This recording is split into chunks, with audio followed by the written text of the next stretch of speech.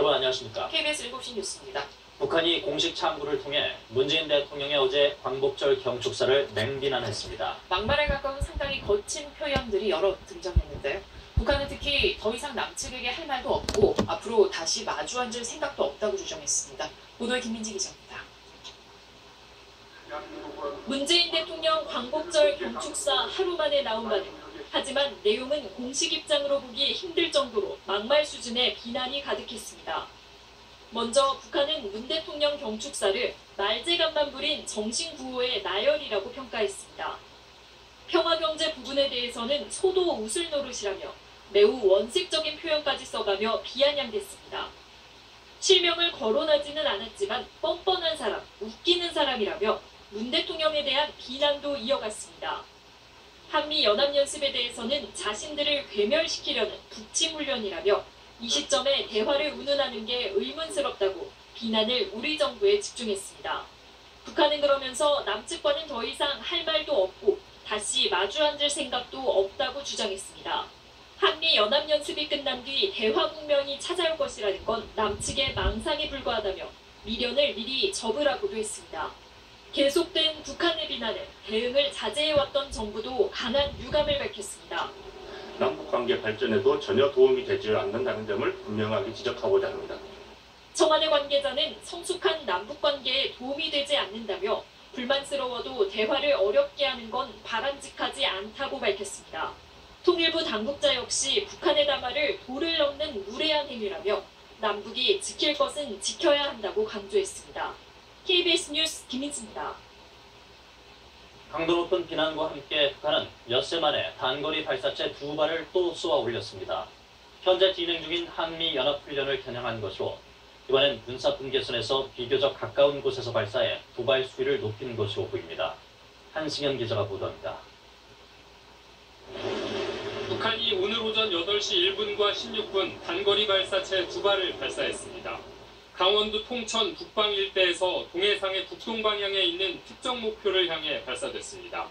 정점 고도는 약 30km, 비행 거리는 약 230km, 최대 속도는 마하 6.1 이상으로 탐지됐습니다. 합동참모본부는 단거리 탄도미사일로 추정된다면서 정확한 재원은 한미 정보당국이 분석 중이라고 밝혔습니다. 지난 10일 발사한 신형 전술 지대지 미사일과 최대 속도가 비슷한 점을 볼 때 같은 미사일을 고도를 낮춰 시험했을 가능성이 큰 것으로 분석됩니다. 이스칸데르급 탄도미사일과 대구경 방사포에 이어 전술 지대지 미사일까지 북한이 최근 선보인 세 종류의 무기들은 고체 연료와 이동식 발사대를 이용해 은밀한 발사가 가능하면서도 기동성을 높인 게 특징입니다. 고체 추진제 단거리 미사일들을 개발을 해서 이제 우리한테 그 비대칭 우위를 갖겠다 이런 걸 보여주는 거죠. 북한은 지난달 25일부터 오늘까지 6차례, 올해 들어서는 모두 8차례 단거리 발사체를 발사했습니다. 특히 오늘은 군사분계선에서 비교적 가까운 50여 킬로미터 떨어진 곳에서 발사해 진행 중인 한미연합훈련에 대한 도발 수위를 높인 것으로 보입니다. 발사 직후 청와대는 긴급 국가안전보장회의 상임위원회 회의를 열고 북한의 이딴 발사체 발사가 한반도의 군사적 긴장을 고조시킬 우려가 있다며 이를 중단할 것을 촉구했습니다. KBS 뉴스 한승현입니다. 지난 6월 판문점 북미 정상회담은 자신이 트위터를 통해 제안한 지 10분 만에 김정은 위원장으로부터 전화가 와 성사되었다고 트럼프 대통령이 밝혔습니다. 최근 북한이 잇따라 발사체를 쏘아 올리는 상황에서 북미 정상 간 신뢰는 여전하다는 것을 강조하려는 발언으로 보입니다. 이재원 기자입니다. 트럼프 미국 대통령이 뉴햄프셔 라디오 방송 인터뷰에서 지난 6월 말 판문점 북미 정상회담이 성사된 과정을 소개했습니다. I put out a tweet. Hey, I'm going to South Korea. If you want to meet for a couple of minutes, let's meet. And I put it out, and he was calling within 10 minutes. G20 정상회의 참석을 위해 일본 오사카에 머물던 중 트위터로 만남을 제안했는데 김정은 위원장으로부터 10분 만에 전화가 걸려와 정상회담이 이루어졌다는 겁니다. 트럼프 대통령은 당시 만남에 대해 말도 안 되는 일, 믿기 어려운 일이었다고 평가했습니다. So, I mean, it's the craziest thing. So it's an incredible, and we had a good meeting. It's an incredible way to communicate for me. 트럼프 대통령 특유의 과장 화법을 고려할 때 김정은 위원장으로부터 직접 전화를 받은 것인지 아니면 북측 관계자로부터 연락이 온 것인지는 확실치 않다는 관측이 나옵니다. 10분 만에 연락이 왔다는 표현도 정확한 시간을 언급한 건지 그만큼 빨리 화답이 왔다는 건지 분명하지 않습니다. 그럼에도 불구하고 트럼프 대통령의 이번 인터뷰 발언은 북미 정상 간의 이른바 핫라인이 가동되고 있다는 걸 시사할 수도 있는 대목이어서 주목됩니다. 트럼프 대통령은 지난해 미국 언론 인터뷰에서 싱가포르 북미 정상회담 당시 김정은 위원장에게 자신에게 연결될 수 있는 직통 전화번호를 전달했다고 밝힌 바 있습니다. 트럼프 대통령의 발언은 최근 북미 협상 교착 국면이 길어지는 가운데 북미 정상 간의 신뢰관계는 여전히 좋다는 점을 강조하기 위한 의도라는 분석도 나옵니다. KBS 뉴스 이재원입니다. 다음 주 중국 베이징에서 한중일 외교장관 회담이 열립니다. 한중일 3국이 동북아 정세 등을 논의하는 자리인데 현 상황을 고려할 때 한일 외교장관 회담이 열릴 것인지에 큰 관심이 쏠리고 있습니다. 김민정 기자가 보도합니다. 한중일 3국 외교장관 회담이 오는 20일부터 사흘 동안 중국 베이징에서 열린다고 외교부가 공식 발표했습니다. 강경화 외교부 장관과 고노 일본 외무상, 왕이 중국 외교부장이 참석합니다. 연내 개최를 목표로 시기를 조율 중인 한중일 정상회담을 준비하는 게 목적이지만 이를 계기로 열릴 가능성이 높은 한일 외교장관 회담이 더 주목을 받고 있습니다. 정부도 한일 외교장관 회담 개최를 일본과 조율하고 있다고 밝혔습니다. 외교 당국 간의 그런 대화와 소통의 끈은 놓지 않고 그것을 통해서 지혜로운 해법을 도출하려고 최선의 노력을 다하고 있고, 그런데 한중일 외교장관 회담이 도움이 된다면 저희들이 그 기회를 마다할 이유는 없습니다. 회담 일정은 한일 군사정보보호협정의 연장 여부를 결정해야 하는 시한인 24일, 일본의 백색국가 배제 조치 시행일인 28일을 얼마 앞두지 않은 시점입니다. 때문에 회담 결과에 따라 한일 갈등이 더 악화될지 혹은 완화될 수 있을지를 가늠하는 자리가 될 것으로 전망됩니다. 당초에는 한일 간 인식의 간극이 커 회담을 가져도 의미 있는 결과가 나오기 어렵다는 전망이 많았지만 어제 광복절 경축사에서 문재인 대통령이 대일 비난 수위를 조절하고 대화를 촉구한 만큼 진전된 대화가 오갈 수 있을 거라는 목소리도 나옵니다. KBS 뉴스 김민정입니다. 아베 총리가 추진 중인 개헌의 핵심은 일본을 다시 전쟁 가능한 나라로 만들겠다는 것인데요. 개헌에 반대해오던 제2야당이 지난달 논의 참여를 시사하면서 힘을 받는 듯했지만 연립 여당을 구성하고 있는 공명당 대표가 공개 반대 입장을 분명히 하면서 제동이 걸렸습니다. 홍서구 기자입니다. 일본 자민당과 열린여당을 구성 중인 공명당의 대표가 아베 총리가 추진 중인 개헌 논의에 대해 신중해야 한다는 입장을 밝혔습니다. 世界の一つの学ぶべきモデルとして多くの人々がそこに注目をしてこの憲法の価値をこれからも継承し伝えてまいりたいと思います。 요미우리 신문은 야마구치 대표가 평화헌법 구조 개정에 대해 다시 한번 신중한 생각을 나타냈다고 보도했습니다. 아베 정권은 헌법 구조 개정을 통해 자위대의 존립 근거와 일본이 전쟁을 할 수 있는 권리를 담겠다는 뜻을 최근 공공연하게 밝혔습니다. 自民党立党以来の最大の課題である憲法について国会において憲法の議論をいよいよ本格的に進めていくべき. 지난달 참의원 선거에선 개헌안 다리선 확보에 실패했지만 개헌에 반대해온 제2야당이 논의는 해보자고 나서자 아베 총리가 반색을 하고 나선 겁니다. 私ね、生まれ変わりました。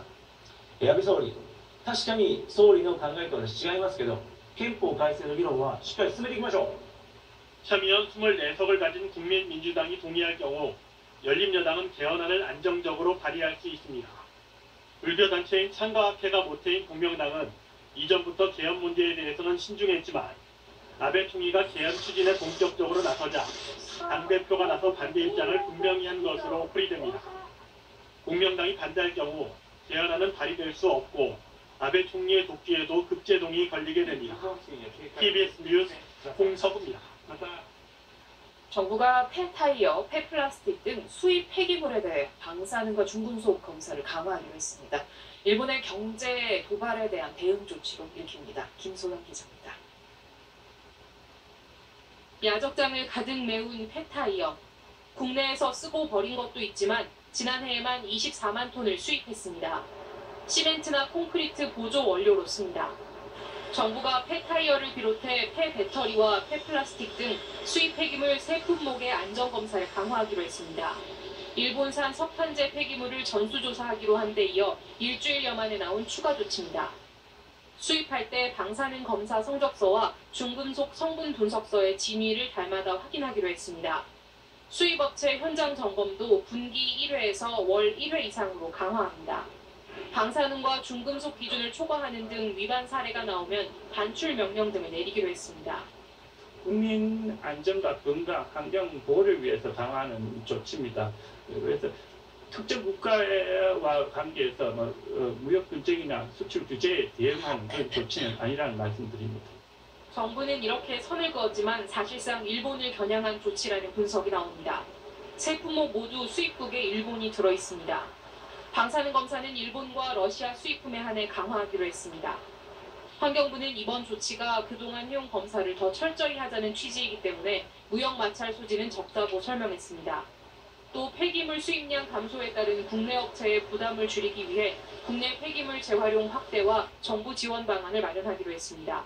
KBS 뉴스 김소영입니다. 태풍 크로사의 영향으로 어제 강원 지역에 많은 비가 내렸는데요. 강릉에서 펜션을 운영하는 모자가 계곡물에 휩쓸려 실종되었습니다. 60대 어머니는 오늘 오전 숨진 채 발견됐는데 30대 아들은 아직 찾지 못했습니다. 보도에 박상희 기자입니다. 강원도 강릉의 한 계곡입니다. 어젯밤 실종된 모자 가운데 60대 어머니가 오늘 아침 숨진 채 발견됐습니다. 이들이 운영하던 펜션에서 하류 쪽으로 약 2km 정도 떨어진 지점에서 실종된 지 17시간 만에 발견됐습니다. 함께 실종된 아들 37살 남호 씨의 행방은 아직도 찾지 못했습니다. 이들은 어제 오후 2시 반쯤 폭우로 계곡물이 불어나자 평상을 옮기려고 물가에 접근했다 사고를 당한 것으로 보입니다. 가족들이 나가서 안 보인다고 해가지고 아마 그 계곡 앞에 이제 다른 무서운 때문에 평상을 이런 치우려고 갔다가 실종 당시 강릉에는 200mm 가까운 폭우가 쏟아져 계곡물이 급격히 불어났습니다. 사고가 난 지점은 보시는 것처럼 불어난 계곡물이 빠른 속도로 흘러내려오고 있습니다. 이 때문에 이곳에 설치되어 있던 목조다리도 부서진 상태입니다. 어젯밤 실종 신고 직후부터 이틀째 꼬박 수색 작업을 벌였지만 거센 흙탕물인데다 암초도 많아서 수색 작업에 어려움을 겪었습니다. 물이 불어나거나 그러면은 이 바위가 또 많습니다. 그래서 거기에 예를 들어 미끄러질 수도 있는 거고. 당국은 내일 날이 밝는 대로 사고 지점에서부터 하류 쪽 남대천 전 구간에 걸쳐서 수색 작업을 확대하기로 했습니다. KBS 뉴스 박상입니다. 어제 경기도 용인 조정 경기장에서 실종된 고등학생 선수가 오늘 오전 숨진 채 발견됐습니다.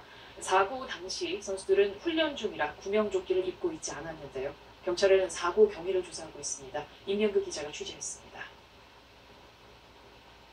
어제 훈련 도중 배가 뒤집히면서 실종됐던 고교 조정 선수가 오늘 오전 10시쯤 숨진 채 발견됐습니다.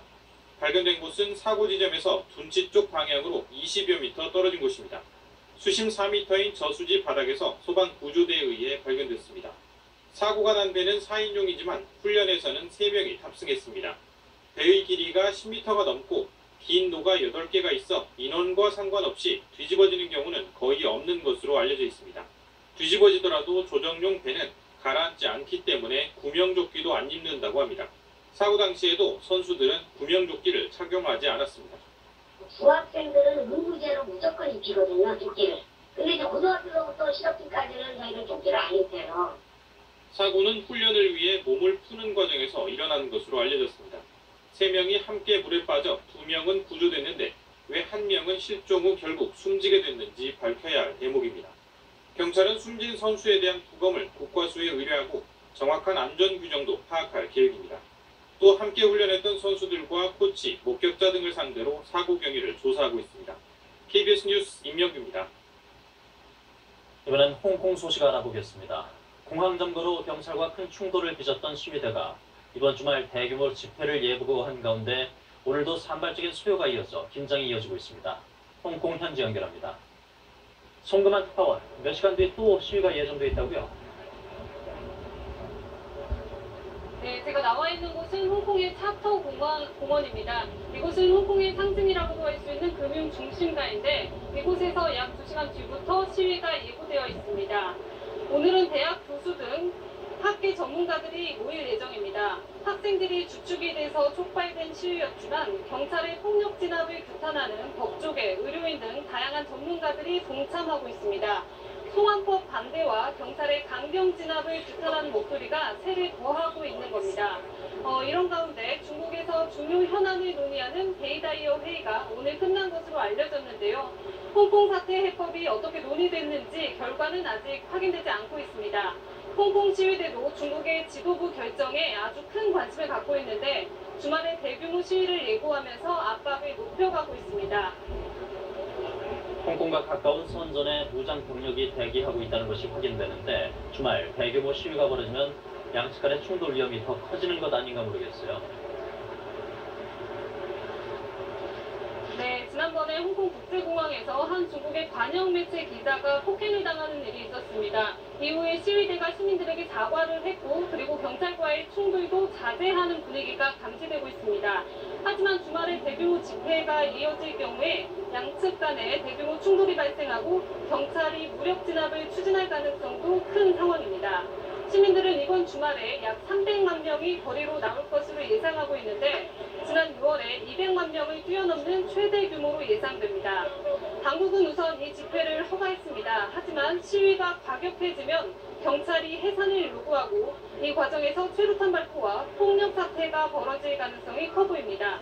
시민들은 일단 주말 집회에서 경찰이 무력 진압에 나서지 않는다면 평화적으로 합의점을 찾아가는 기점이 될 것 같다. 이렇게 밝히고 있는데 시위 상황을 지켜봐야 할 것 같습니다. 미국에서는 협상을 촉구하는 목소리와 함께 무력 진압을 경고하는 발언도 나왔죠. 네, 그렇습니다. 미국 트럼프 대통령은 무력 진압에 대해서 우려를 나타냈습니다. 그리고 거듭해서 협상을 촉구했습니다. 오늘 트럼프 대통령은 기자들과 만난 자리에서 폭력적인 진압을 보고 싶지 않다 이렇게 말했고 트윗을 통해서는 시진핑 주석에게 직접 시위대와 만나서 사태 해결에 나설 것을 권하기도 했습니다. 볼턴 보좌관은 최악의 유혈 사태로 꼽히는 1989년 천안문 사태를 언급했습니다. 천안문 같은 일이 홍콩에서 생긴다면 큰 실수를 하는 것 이렇게 말하면서 강하게 경고했습니다. 지금까지 홍콩에서 전해드렸습니다.